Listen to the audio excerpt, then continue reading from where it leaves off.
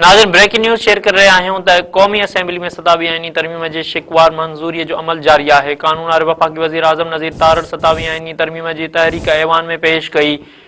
27 आइनी तरमीम ख़िलाफ़ अपोज़िशन पारां स्पीकर डाइस अॻियां धरणे बाद ऐवान जो वॉकआउट कयो वियो आहे। JUI तरफ़ां बि तरमीम जी मुखालफ़त कई वई आहे, जॾहिं त पीपल्स पार्टी जो सैयद खुर्शीद अहमद शाह तरमीम जे हक़ में वोट ॾियण लाइ व्हील चेयर ते ऐवान में पहुतो।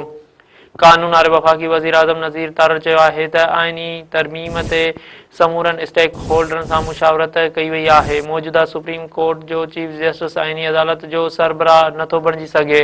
चीफ जस्टिस पाकिस्तान जो उहिदो बरक़रार रहंदो। नाज़रीन, असां तव्हांखे ख़बर ॿीहर ॿुधाए रहिया आहियूं त क़ौमी असेंबली में 27 आइनी तरमीम जे शिकवार मंज़ूरीअ जो अमल जारी आहे। कानून वारे वफ़ाक़ी वज़ीर आज़म नज़ीर तारड़ 27 आइनी तरमीम जी तहरीक ऐवान में पेश कई।